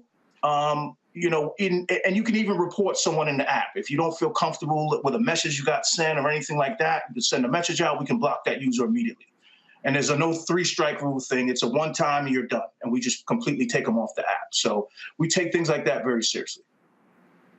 All right. So the name of the app, how can people download it in the App Store, social media? How can people follow you? Plug away. We're trying to get people into the saposexual area of the app to do some conversations. We know they're going to go to the freak section. Saposexual. So we're on Instagram at Amore_AHA. We're on Facebook at Amore Dating App. And then you can also find us in the Google and Apple Play stores. We're already in there. We're live. We're ready to go in there as well. So, yeah, I look forward to seeing you guys in the community. All right, and also, what's the name of your place in Baltimore? I might swing by. Happy Hour Heaven. All right, Happy Hour Heaven. Thank you so much. Thanks so much for joining. And Robert, are you a saposexual? I don't know. Are you a saposexual? No, you want to hear something funny? Me and my wife actually met at a freak party about 15 years ago that we did not know we were at. We both went with other people. We both ended up at a party with other people, and we were just in the corner horrified by the stuff going on. And we got married. Robert, I don't think we're supposed to say that. Unifying thing. At least one of y'all knew what was going on. Neither one of y'all knew what was going on. Look, this is how much I ain't know what was going on. I was helping to set up the food and stuff. I thought it was just a regular house party. I'm going to pick up wings and stuff. Man. I had no idea. So there's nothing to say you can't find yourself a good man or woman at the freak party. You don't just have to be in the ugly people section. But shout out. Download the app. Get you somebody for Christmas. All right. That was a great show. Roland will be back at some point. I'll be around if y'all need me. Great show today. Want to thank Scott. Want to thank Pastor Willis. Want to thank Joe for joining us. Want to thank all of our guests. Want to thank everyone for tuning in. Make sure you like and subscribe, follow, make your send your donations in to Roland to keep this going. Black media is crucial. You don't have these conversations on Newsmax because they're talking about the American Girl doll. And as we say, holla.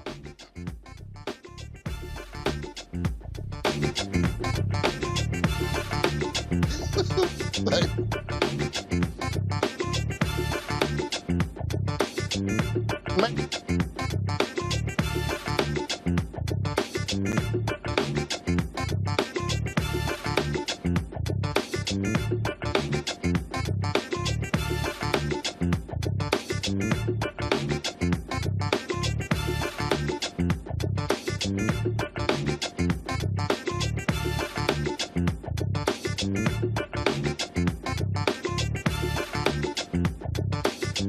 you.